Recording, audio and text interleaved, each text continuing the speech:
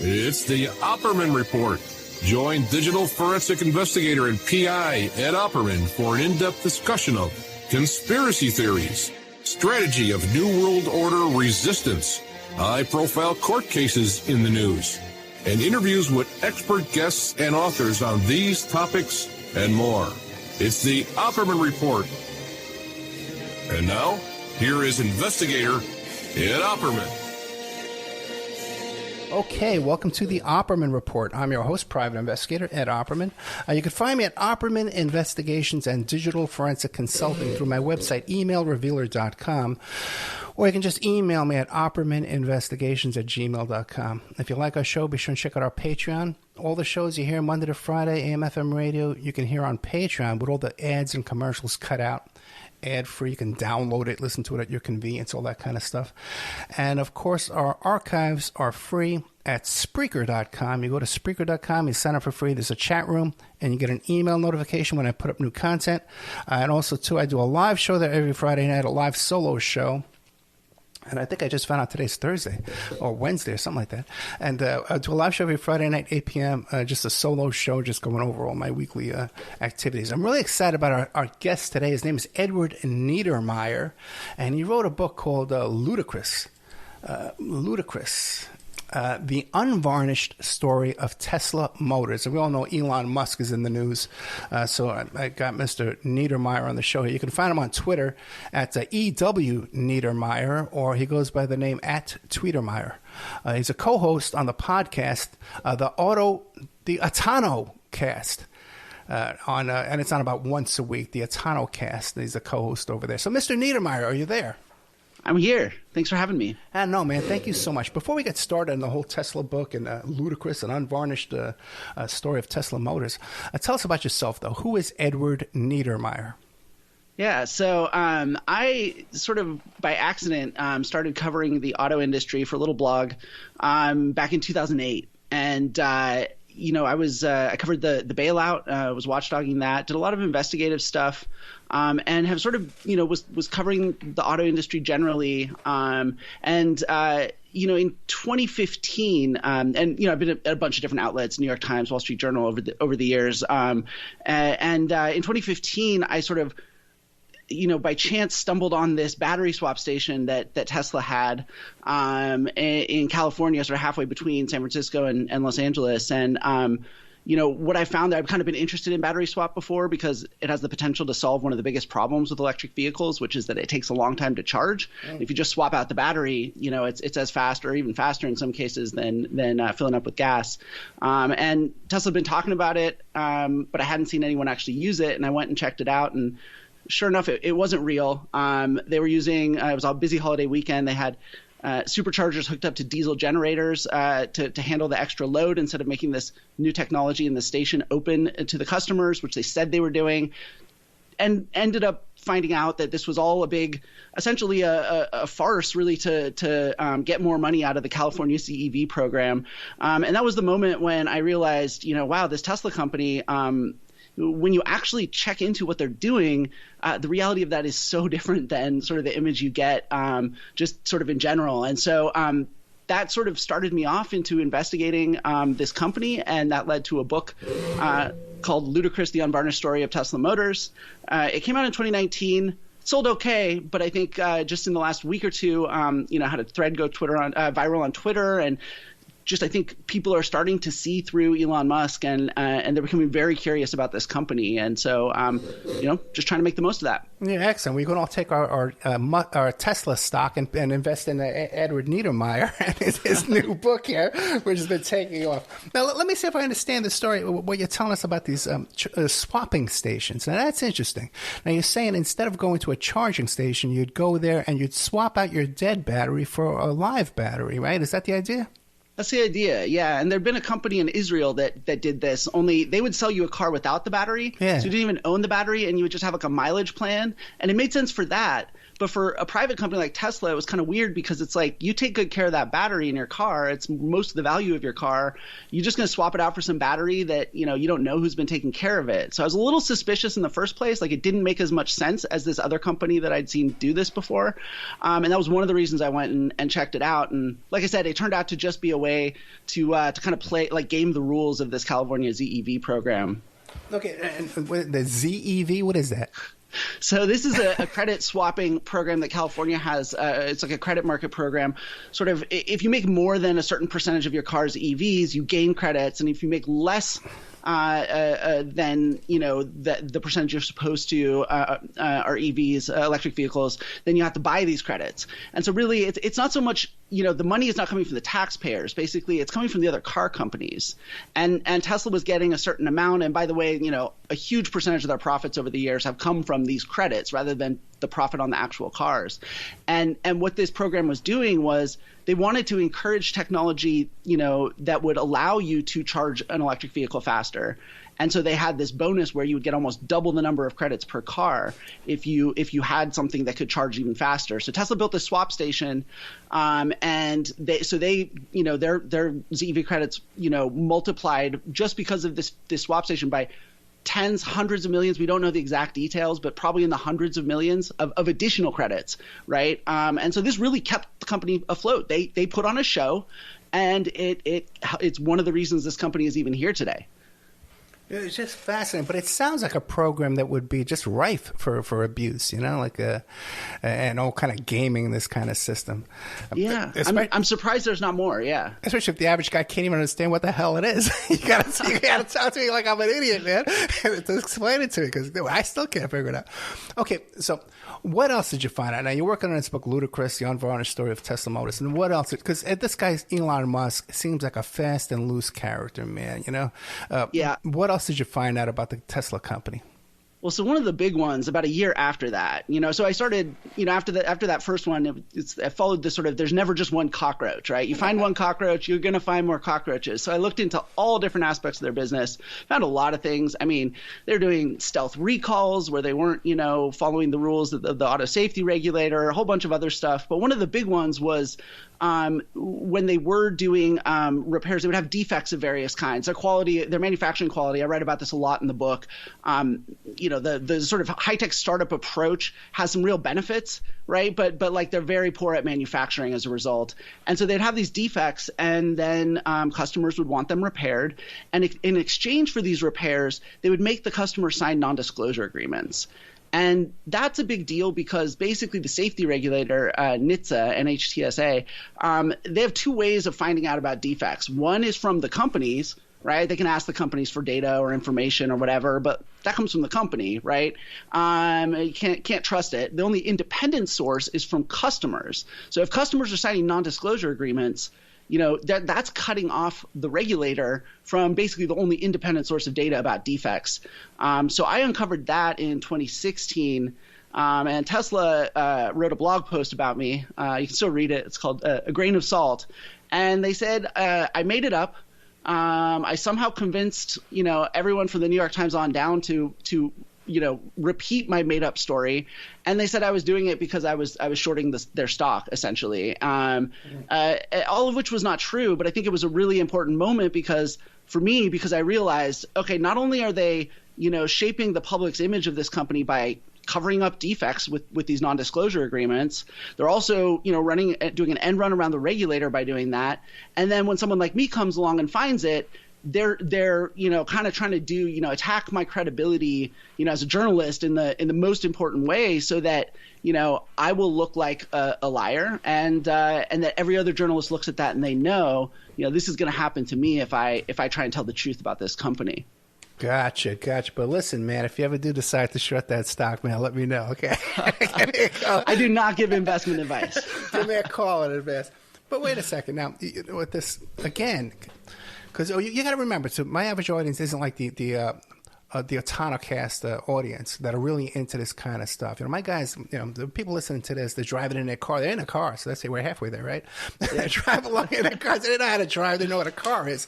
But half of this stuff is really inside baseball, okay? Yeah. So now how could it be, okay, if people are coming in for repairs and I tell them, hey, listen, man, don't worry, sign this NDA. We're going to repair the car for free, but you got to keep your mouth shut. Basically, I'm right? Yep. That's what happened. What about Carfax? We hear about Carfax has a report of repairs and all kind of stuff. How do they get around that? Yeah, well, so, they don't have independent dealers. So, every other car company basically has franchise dealers. And, there's a strong relationship between the company that makes and sort of runs ads for the cars and makes the parts and everything. But you as a customer, you deal with the dealer and that dealer has a relationship with the manufacturer, but they're independent and they have their own things to consider, right? Including their relationship with you. Like in a lot of ways, when you buy a car, you don't really have a relationship with Ford Motor Company. You have it with your local Ford dealer. And them being in the middle of that relationship means that they kind of have a stake in, serving you as much or more than the manufacturer. And so they want to disclose stuff and they want to be transparent about stuff, relatively speaking. And again, there's not all car dealers are good and all that. But with Tesla, it's different because they own their stores. And that way, there's not the regulator can't really they have no leverage to get in there. It's all just Tesla. And so if Tesla wants to keep something covered up, there's no one in that relationship other than the consumer who now, once you get them under an NDA, they can't say anything. And so they control sort of everything. And when I mentioned stealth recalls before, that's kind of what they've been able to do is that if you're a dealership, right, and the manufacturer says, hey, we need to sort of do a recall on this safety critical part, they'll say, okay, good, give me the recall notice from that you filed with the regulator.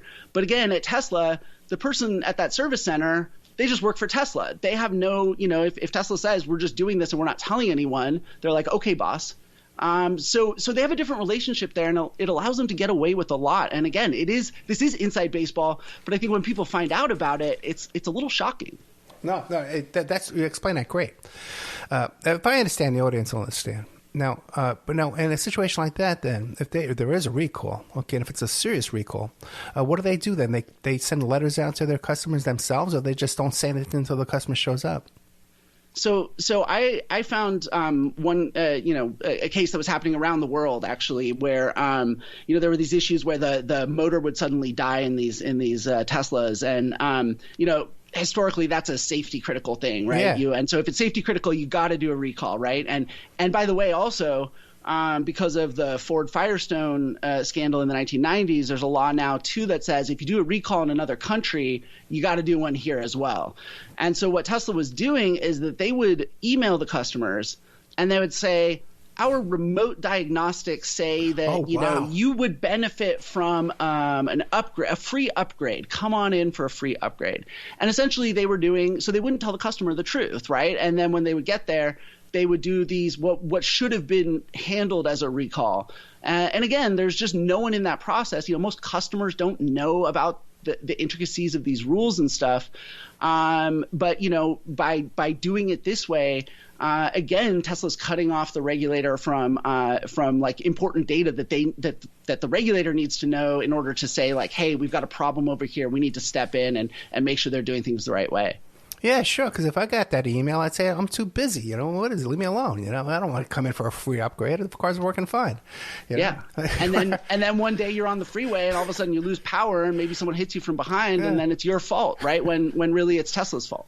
Oh, that's terrifying. Then who regulates this? Who's here to protect this? Well, I think that's one of the things that I've kind of this story has opened my eyes to is. This stuff's hard, right? Cars are complicated. There's, we sell 15 million plus every year, new cars in this country, right? So we got tons of cars. Every car is super complicated.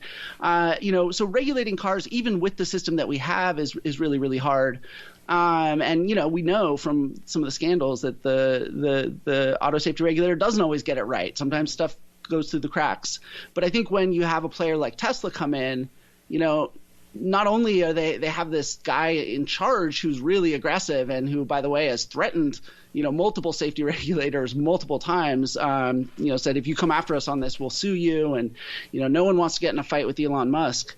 But also, they have this totally different business plan where they own their own stores and their own service centers. And so it's just the system as it exists is not, it's set up for the franchise dealer system. It's not set up to properly regulate a company like Tesla. And so Tesla's been able to get away with a ton of stuff. And again, it's been wild for me to watch. Like, I have to work really hard to come up with these stories. And by the way, for every one story I've been able to get out, there have been multiple where I just couldn't get multiple sources because, people who are afraid to talk because, again, they don't want Elon coming after them.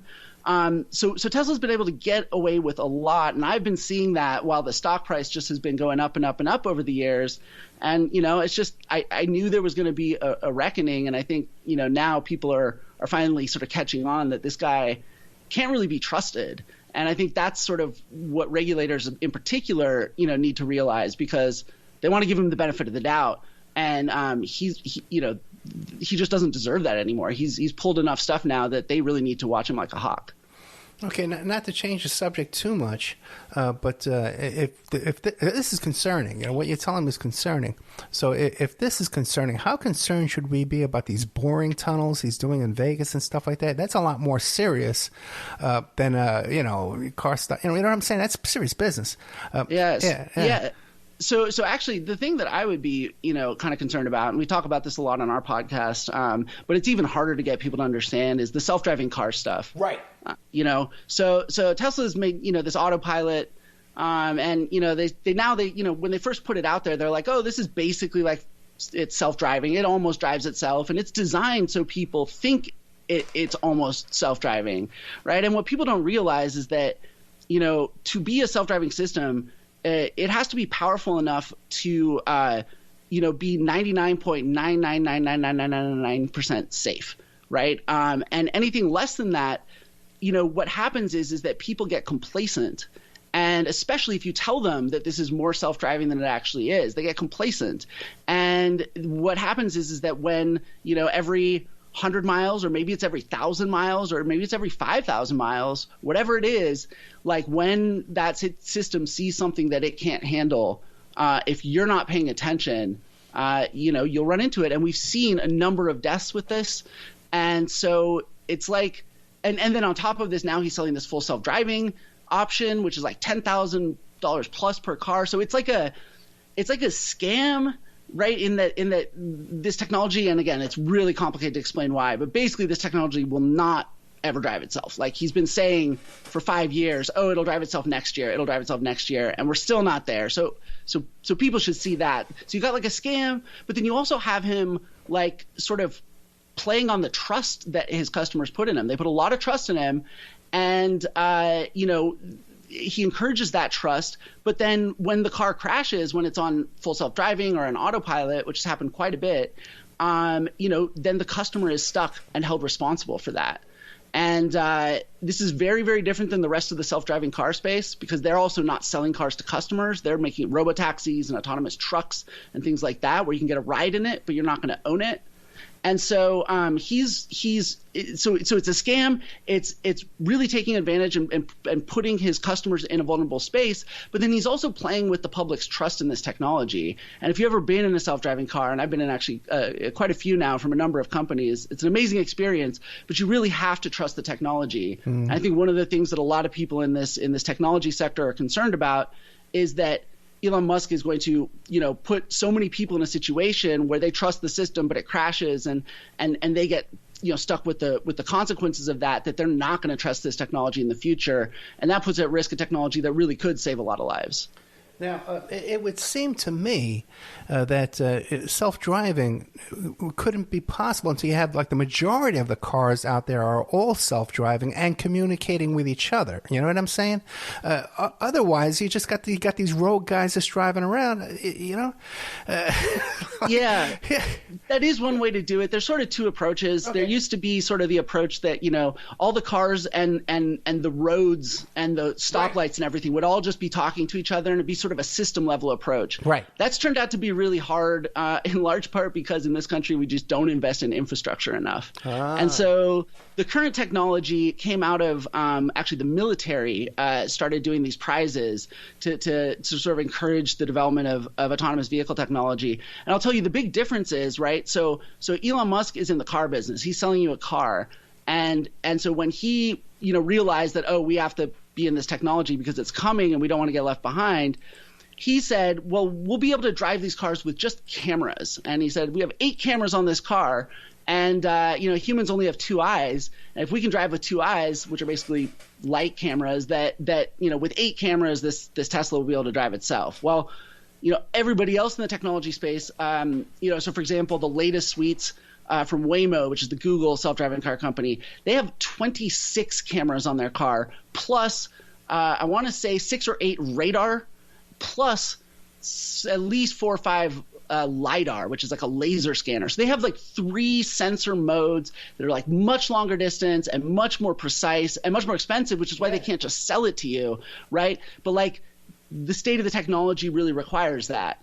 And so, basically Elon Musk is really playing on people's ignorance about this technology, because if you really are familiar with how all the companies, all the teams in those DARPA challenges, those defense research challenges that gave birth to this technology, they all use LiDAR, they all use radar, they all use cameras. All of the other legitimate companies in this space are doing the same thing. And Elon Musk is selling people this dream that he's never going to be able to deliver on. And in the process, he's not just endangering the customers who buy it, right, that he's already taking advantage of, but he endangers everyone else on the road too. And, it's amazing that he's gotten away with this. Yeah, that's a shame because I kind of was believing that. I thought, I'm telling people, hey, 10 years from now, we'll be able to reserve a parking space in front of an appointment at 12 noon tomorrow. We'll have our parking meter will be paid for automatically. We just need to pull into the spot. It'll be there waiting for us. But I guess you're saying we don't have the infrastructure for that kind of thing. And that's 20, 30 years away? I think cities are going to sort of approach this differently. Some cities are gonna do more than others. But look, the reality is that so I was just in San Francisco and I got a ride with Waymo that I mentioned, the Google self-driving vehicle company, and what they're doing is a robotaxi service, right? So it's like Uber or Lyft, but instead of getting some random person driving you, you're getting this, sort of superhuman machine driving you. And so you get a much more consistent service. And it's very safe, very consistent, and you don't have to worry about parking at all because it's just picking you up and dropping you off. And we're still in the early days of this technology, but these services, there's already 3 companies that are operating these cars just in San Francisco. Like in downtown San Francisco, like every 6th or 7th car is literally driving itself. So that part of the technology is real. Building out this whole sort of system around this technology is going to take a lot of time. But I think there's a lot of really exciting possibilities. And again, this is the kind of stuff that we talk about on my podcast, every week. Yeah, I was just about to ask you. This is fascinating stuff. The Autonocast, right? The Autonocast podcast. Yep, it's Autonocast.com. Oh, Autonocast.com, even better. Okay, you go straight to Autonocast.com. About once a week, new content comes out. This is great stuff. I thought I was going to be bored with this interview, man. But you're making me a little nervous, too. You're making me a little nervous. Now, let me tell you something. Now, you used the expression, I wrote it down quite a bit, that there's quite a bit of accidents coming from these auto-driving cars, right? Now, how much is quite a bit? Well, so one of the problems is that we don't always know. And by the way, we need to make an important distinction here. It's not fully autonomous vehicles from, companies like Waymo or Argo or Aurora, which again, I've probably never heard of any of these companies. Yeah. But really it's the Teslas, and it's because, he's selling this weaker version so that it can be affordable enough for people to buy. And again, he's just playing on their faith that someday through software alone, they'll be able to actually make it self-driving. We don't know the full numbers. So the auto safety regulator in this country has only just started requiring that any time a car with one of these systems active crashes, that they need to report it. So they started collecting this data last year.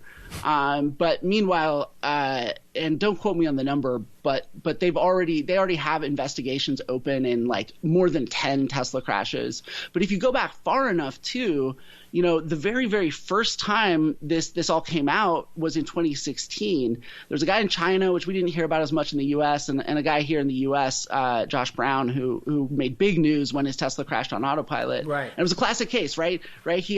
He was driving down a long straight road in Florida, and he had 10 seconds to see that a semi-truck was cutting across his lane. And he had 10 seconds to see it, and he was so complacent because of the system that he didn't see it, and the system didn't see it. Car drove directly into the semi-truck and decapitated the guy, ripped the whole roof off his car, right? And so that was a particularly dramatic. There have been a couple of similarly dramatic cases that have been investigated, by the way, by the NTSB, which is an investigator, but they don't have regulatory power. So they identified specific issues that Tesla could do. Tesla hasn't done any of it. But even before 2016, when those happened, Tesla, people said my car crashed on autopilot, and Tesla always denied them. And the thing that changed in 2016 was that people learned that when your Tesla crashes on autopilot, what you need to do is not let them take the data off your car. Wow. You need to preserve what's called chain of custody. And if you preserve chain of custody on the data on your car, then Tesla has to admit, well, yeah, okay, autopilot was active. Before people realized this, Tesla would come in after a crash and they'd say, oh, we're here to help. We'll give us, your onboard data, and we'll tell you what happened. And they would always say, oh no, there was no crash, or there was no, autopilot wasn't on. This is your fault. This is your fault. This is your fault. And so now people know, if you get a crash on autopilot, you make sure you maintain chain of custody on that car, because again, and this is the thread that goes through all of this, like Tesla just cannot be trusted. Yeah, that's a great class action suit. If you're out there and this is happening, give me a call. I also too.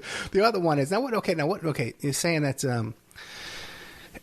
we've only been checking on this for like a year, but what about the auto insurance companies? Are they insuring these cars? Because they're not in this for fun and games. They're tight about their payouts. So how are they?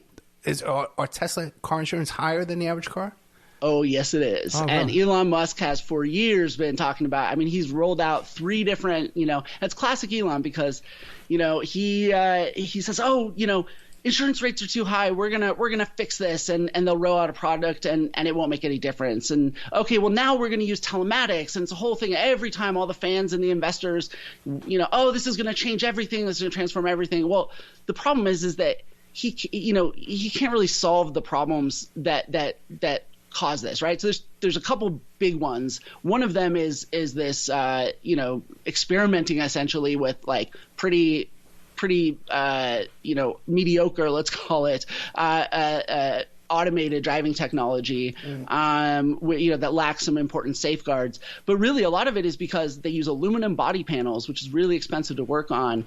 And then it's also relatively small volume. Like now they're selling 1 million cars, but that's also all around the world.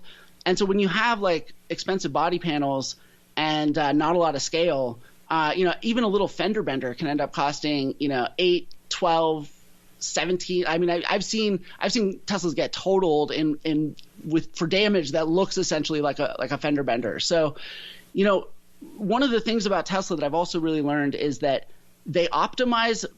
All engineering is a trade-off, right? And everyone thinks, oh, Elon Musk is this genius engineer and he just makes things better. But what he does is, the secret is, he optimizes everything for like what makes the best short-term impression. And so everyone falls in love. Like everybody you ever known who's bought a Tesla has just like, they won't shut up about it. They love it so much. It's so incredible for that. But like, wait 2 years, wait 3 years, wait 4 years. When they get in a little crash, when they need the repair, when they have the quality problems, when the parts aren't available and they have to sit at the repair station for 3 months, it's that long tail of problems where people realize like, oh, this isn't just better in every way. They just traded everything off, on the long end for that short-term impression, and that the longer you hold on to that car, the more and more problematic that ownership experience becomes. And insurance is a big part of that. And like I said, they've been hyping insurance for their in-house insurance for years now. And I don't know anybody who's really seen a dramatic decrease. And in general, Teslas are still very expensive to insure. And now, I was going to ask you about this. You mentioned this big car crash with this truck. Are these cars designed for safety or even quality? Because you see these TikToks and these YouTubes and people are like shaking the parts and they're like loose and stuff. What's the story with that? Yeah. So one thing that Tesla has done well is they've engineered the body of that vehicle quite well. So the aluminum is a strong material. They use a lot of aluminum, and actually the crash protection is pretty good. Okay. Like it's as good or better than basically any car. So that is something that's good. And that's the thing with Tesla. It's not all just junk. Like they have had a lot of talented people there, and they've optimized for certain things like that crash protection, right? But the problem is that happens on the design level. And also Tesla, because they have this sort of startup culture, they have a lot of creative people. They do good stuff on the design level, which again, why people like how they look and they like sort of the cool little features that other cars don't have and stuff.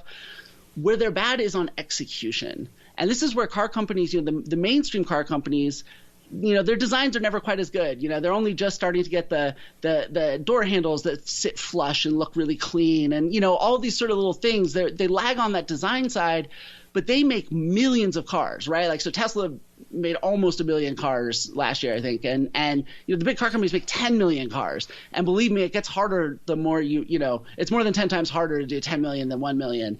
And where the car companies do amazingly well is in the execution, so the manufacturing. And it's because these are two different things. Yeah. Like startup culture, you want to be fast and loose and creative and wild and come up with off the wall stuff and throw stuff at the wall and see if it sticks.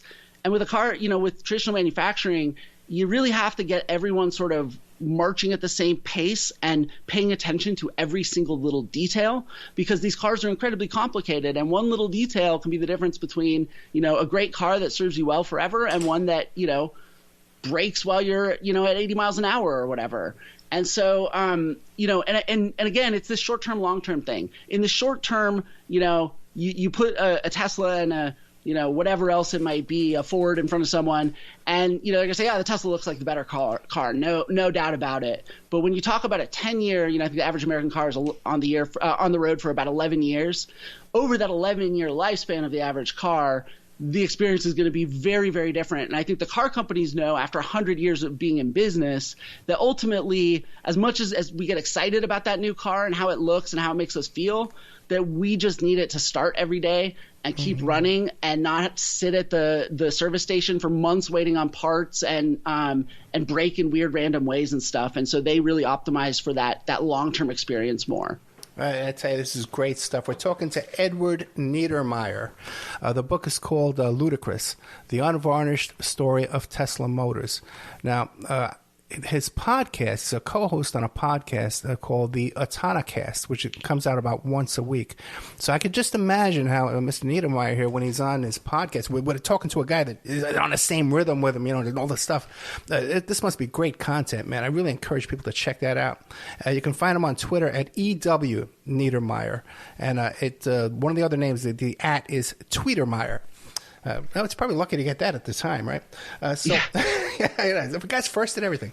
Now, a couple of things. Now, you mentioned before, and I wrote it down here, you said, is Elon Musk an engineer? Is he designing these things himself? Is he an engineer? So, no, I mean, yeah, it's, an engineer is typically, in a lot of countries you have to be licensed. Typically you're educated, as an engineer. His background is business and physics. He's an entrepreneur, really. I think he has always enjoyed, from the earliest days of his involvement in Tesla, he's enjoyed being, part of the sort of product development process. But there's not a lot of things that he can point to and really, say this was my thing and I did this and no one else did. A lot of times it's, him sort of giving feedback to the people who are actually, doing the work. And so, but the idea that he is really involved on the product level and the engineering level is really important to, his image. And really, if Elon Musk spends his time on anything, it's his image. And because that image is what helps him, recruit talent into the company. It's what helps him raise money, which has, really kept this company alive. And it keeps the stock price going up, or at least it used to. So I think like that engineer thing is, he's a smart guy, right? And he thinks in terms of physics, and sometimes there are some things where that's really helpful. But like, he definitely, he famously goes and sleeps on the factory floor when there are problems at the factory. And I've talked to plenty of people in Tesla manufacturing over the years, and they say, he doesn't know anything about it. All he really can do is go there and throw his weight around, really kind of scare people into working harder, and sort of telling them, he's got a line that he says, I guess, all the time about how, I could be on an island, frolicking with supermodels right now, and instead I'm here with you. So let's, so get this done. So that's kind of the thing. He's kind of in some ways more of a bully than anything else, at least as far as his employees seem to think. Maybe you can find some blind supermodels. Now, the thing is, there's a lot of guys who sleep on the floor. They got that same puffy look on their face, too. So that's not to say that it makes you a genius. Couple of things for you. Okay, let's see here. There was that whole thing on TikTok, Twitter recently about that Tesla that flew and made that big jump, and then there was controversy about that. You got your ears to the ground. What do you know about that? I actually don't know a ton about that specific incident, but really part of this whole thing has been, he's been very, very successful at making, Tesla into this lifestyle thing. And so they have all of these, and it's been fascinating over the years because, I've been out, digging up facts. Really, investigative journalism is a lot like, being a private investigator. You're just digging and finding the truth. And when when I've put them out online, there's these armies of people who will come out of the woodwork, and not less and less out of the woodwork. It started out, it was just small groups of people, and mostly they were people who were invested in the stock. And they thought that my reporting would send the stock down, and they would come and attack me and sources and things like that. But it's just grown and grown and grown, and part of it is by encouraging people to sort of use their cars, for stunts and as part of just being an influencer and being online. And so there's all these people who, only make Tesla content, and they encourage people to buy the stock. They encourage people to buy the car. A lot of times, though obviously they own the stock. Previously, they would have this referral marketing thing where if you referred someone to buy a Tesla and they used bought a Tesla and used your code, then these influencers would get all kinds of benefits and stuff. And so like there are guys who run blogs who Tesla technically owes them two of these like Roadsters that haven't even been built yet. Each one is worth $250,000. And like for me, the idea of calling yourself a journalist and covering a company that owes you $500,000, I don't know how they do that. That's not journalism. You're doing marketing, right? But they're doing marketing dressed up as journalism and as blogging and as content. And this is something he's done really well. But again, it's also kind of created this bubble that really couldn't sustain itself. And I think now we're starting to see it all start to come down. That's fascinating. Brilliant, as a matter of fact, marketing technique. It reminds me of Amway. And you say like the people at the top get a commission from the people at the bottom, almost like in a pyramid shape. It would be shaped like the flow structure, right? Incorrect? Anyway, let's move on. We have Tesla stock. No, you were saying to me off the air a bit that you wanted to tell me about inside the company, things that are going on inside the company. What can you tell us? Yeah, it's fascinating. So I've covered a bunch of different car companies and technology companies over the years, and every company's different, and they all have their own kind of personality and experience. And I've never seen anything like Tesla because on the one hand, they're able to bring in these just really brilliant, talented, folks, they're engineers or designers or whatever else. And, they all believe in the mission of, saving the planet and working with this famous genius and everything. And, for some of them in certain jobs, like they have an amazing experience. But everybody, best case scenario, you have this job that you really love, but like you're there at least 6 days a week. You're working 13-hour days. Your family never sees you. It's a company that takes and takes and takes, and everyone reaches their breaking point. And if you're not so lucky to be basically the split is, you have that kind of experience if you do a job that Elon is kind of interested in and kind of likes to, thinks is important and cool. If you do something that Elon doesn't care about, if he doesn't think it's interesting or cool, so manufacturing, service, a lot of the kind of humdrum supply chain stuff, things that's just not sexy, then no one cares about you. And it is an outright abusive place to work. And so it's really fascinating because on the one hand, and we've seen a lot more reports now of the racism and the sexism and just the overall just using people up like they're disposable. And that's, it's self-defeating. I think, I get why he does it. He sets these impossible goals, and that's part of his brand, right? And that's what people love about him. But he just goes through very talented, dedicated people to do that. And I think that's not really sustainable. But even the people who have some of the better experiences, I've never had interviews with people at companies like this before, because it's like therapy, because they're super proud of what they've accomplished. And again, Tesla does some really good things, right? And some really forward thinking and sort of industry leading things. But, the people who are actually doing that are getting worked down into nubs and putting put in no-win situations and in a lot of cases really being abused. And they have to untangle all of these conflicting emotions about how much pride they have in what they did and the mission that they believe in. And then on the other hand, just not having seen their family for years practically and just being worked down to a little nub. And then when there's nothing left to give, you just get sort of wadded up and thrown away.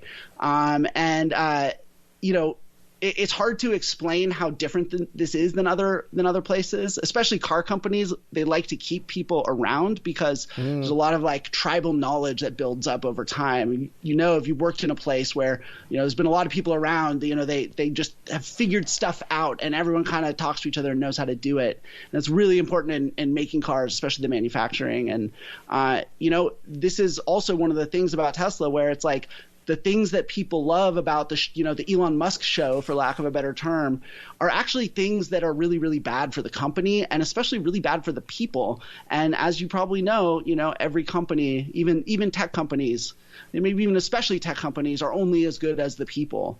And if you just treat them as disposable, that's not, again, over the long run, that becomes really unsustainable. Now, what about when this story about the flight attendant came out? Were you shocked to hear that, or we said, you know what, that sounds? I wasn't shocked to hear that. So I had to face a choice early on in covering this company that I wanted to cover Tesla, the company, and not Elon Musk, the man. And because I'm an auto and technology reporter, or at least that's where my background that I came from, and I'm not a celebrity reporter. I've never been a celebrity tabloid reporter, so I didn't want to get into that stuff. But I'll tell you, for one thing, you can't cover this company without covering the man. That he is made the company is his own little dictatorship, and company culture at Tesla comes down to one question, and that is, will Elon like this? And so that's also very different than how every other car company works. But and I think when people are in that position where no one says no to you, you can say things that are not true, and all of a sudden your worth, your stock goes up, and all of a sudden, you wake up and, I'm $500 million richer than I was the day before. He's just been getting all these incentives to kind of just not rein himself in, not let anyone around him rein him in, and just kind of run wild. He's kind of living his own sort of adventure movie. And, part of that is you start to hear, as you are looking into all this, you start to hear these rumors. And as a journalist, I won't report anything that I can't get multiple sources for. And I didn't want to, be a paparazzo. And so I didn't go and seek out multiple sources for some of these things that I've heard. So I'm not going to repeat them now. But I will tell you, I'm not surprised. The guy, you can tell from his behavior on Twitter that he's out of control and no one can tell him no. And, when people get like that, there's always plenty of cockroaches to for someone to find if they're in that kind of particular branch of cockroach hunting. Now, what do you make of this Twitter behavior? Because ever since he announced they want to take over Twitter, I'm getting all these people I'm not even following. I'm getting all these tweets and comments from people about he's the most brilliant man in the world and the freedom of speech. He's up for freedom. All this crazy stuff, man. Where do they come up with this? But now, where's the SEC? Like, what's going on with that? Is that allowed? Yeah, well, that's a great question, right? I mean, how did how did he, he called a guy a pedophile on Twitter and somehow got away with that, right? He said that, that same year in 2018, he said funding secured, right? The Saudis are going to buy my company and the money's all lined up. It wasn't true. And the SEC fined him $20 million, which is like, you getting fined, maybe $20, slap on the wrist. And he has decided that he can just break that agreement with the right. So according to that agreement, like he's supposed to have someone signing off on all his tweets, like a lawyer, I guess, in theory, a Twitter sitter is what they call it. That's not happening. Right. He's not supposed to, claim he was innocent. He's claimed he was innocent multiple times. I mean, he breaks non-disclosure agreements all the time too, like as part of legal settlements that happened years ago about the founding of the company. Like he again, like you just look at all of his behavior and he is out of control. Like nothing can hold him back. And again, this is, I think, one of the reasons that people are starting to really pay attention to him in a different way, right? He's been famous for a long time, and it was sort of like, oh, he accomplishes cool stuff, and plus he's this wild and crazy guy, like, oh, he's like a celebrity. But now people are realizing, like, no, this is just a guy who has kind of lied and cheated his way to becoming one of the richest men in the world. Again, he's accomplished real things along the way. Like, this is what makes it complicated. He's not just a scammer, but like Tesla would not be the most valuable car company in the world by a long shot, which it still is, even with its stock going down. If it weren't for him sort of being willing to just stay and do whatever. And he's only ever had success by acting in the way that he has. And so what happens, right? Follow the incentives. He just gets wilder and wilder and more out there and makes bigger claims and bigger promises. And it's like a kid, right? You let a kid, sort of do what he wants and they'll keep testing their boundaries, right? And until you create a firm boundary and say, nope, if you go over this line, you're going to have consequences that you really don't want to face. And the reality is that whether it's in auto safety, whether it's in, even environmental, we haven't even talked about it, is car factories pollute like crazy. Mr. Save the Planet. I mean, he's violated the Clean Air Act more times than any other car factory in the country. But it hasn't really. He's paid a couple $100,000 was his last fine to the EPA. It's nothing. The SEC. Has not really been able to hold him to account. And even people suing him, in civil court have really had a hard time a lot of times. And so, at some point, this is really where the problem becomes bigger than him. Because, like, if the law doesn't apply to everyone, if there's even one person who kind of, for whatever reason, basically gets a free pass on the law, especially if that person then becomes the richest person in the world, what's going to happen? It's not going to be just Elon Musk doing that. Everyone who is going to look at him and say, well, if I do the same thing, maybe I'll become the richest person in the world, or maybe I'll just become a lot richer than I am today. And, this stuff is contagious.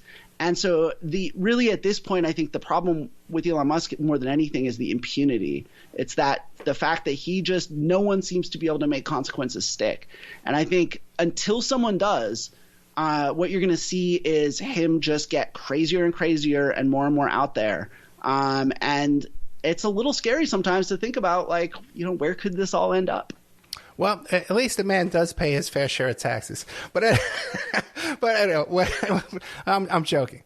But thank you so much. We have to have you come back in a couple of months, man. This is great. Keep us updated on what's going on, all this great stuff. Edward Niedermeyer. Check out this podcast, theautonocast.com. How do you pronounce it? The Autonocast, right? It's the Autonocast. It's autonocast.com. You can also find it on, iTunes, every platform where you listen to podcasts. You'll find us. Excellent. The book is called Ludicrous, The Unvarnished Story of Tesla Motors. And once again, you could find our friend here, Edward Niedermeyer, on Twitter, EW Niedermeyer. That's Niedermeyer. And it's his @ is at Tweetermeyer. So you can find him that way, too. And Mr. Niedermeyer, thank you so much, man. I really, really enjoyed this. The autonocast.com. Check him out. Thanks for having me. Thank you, sir. Good night.